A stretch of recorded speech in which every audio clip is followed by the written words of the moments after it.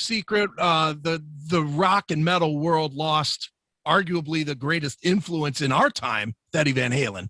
And, you know, as a guitar player and somebody that was certainly came up in his era, I'm assuming huge influence on everything you've done, especially even when you go back to like Green Tinted 60s Mind. That was, you know, that intro was so different from what everybody was doing, and the backwards masking, you know, it was so different, which comes out of stuff that everybody kind of saw Eddie Van Halen doing different things.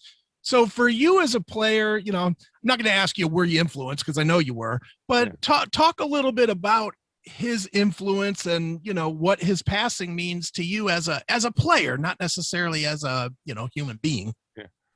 Well, I at that time, I couldn't figure out the solos, you know, right. I mean, I'd get a thing here or there, but they were, you know, I was 11 years old when the first Van Halen record came out. And I had seen my uncle, because my uncle had the record, and he was much more advanced guitar player, and he had done the tapping thing. What was it? I get the real strong.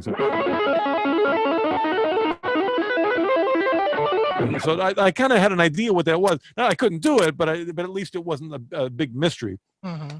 But the thing I would gravitate towards would be the rhythm parts. Okay. Because those I had a fighting chance of figuring them out. And just the way Eddie played, some stuff that on the surface would be simple. Like, you really got me the Kinks song with 2 chords. But the way the Kinks would play, you know, or it's in G, or whatever key it's in, you know, they'd play like a power chord, where Eddie would play it. Right. And he has this thing where he'd do a quick chicka right into a single note. Right. And that's really hard to do, to get that. Like hardly any of my, well, I'm working on it. I show that kind of stuff to my students a lot, where I make them do a chicka and then a single note,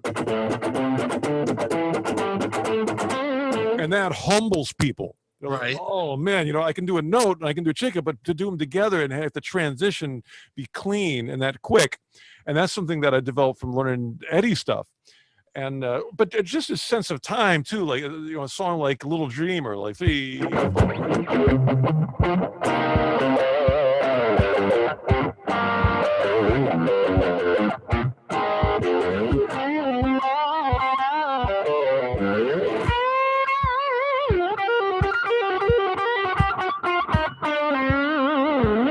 or what was the one?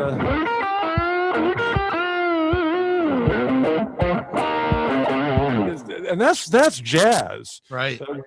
He's over like the minor 5 chord. I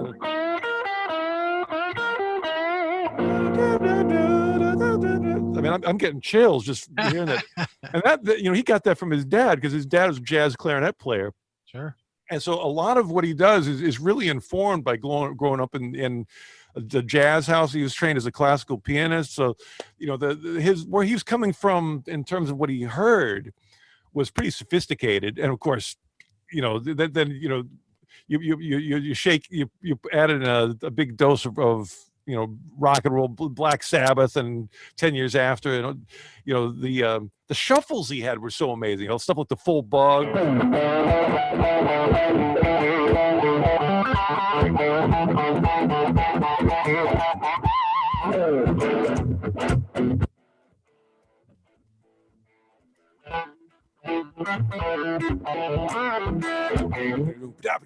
Of course, the thing with Eddie too is Eddie Van Halen was Eddie Van Halen and Alex Van Halen, right?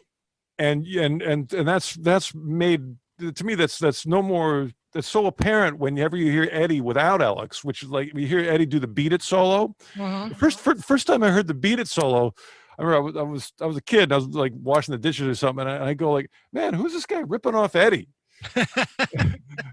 because it was so, it didn't feel like him, right? It sounded like the licks, and obviously it was him, but without Alex, it's like half the soul was missing, and it didn't have the same life Right. that it had when Eddie was playing with Alex. And I remember, seeing Eddie, like, he started doing guest spots on TV, like he'd sit in with the David Letterman band. Of course, he was great, but the difference in like how he would move you compared to when he played with his brother. Sure. It was a whole different world, and then that time Eddie was I was so much into his playing that I may be more critical than a normal person, but to me, like, you take Alex away and it's just like, he's still great, but it's not the same. Right. And I think those guys had a sense of that, which is why they hardly ever did anything, without each other. I don't think Alex ever played with anybody ever. Never. No, you're right. Yeah, You're definitely he knew. right. Yep, he definitely did.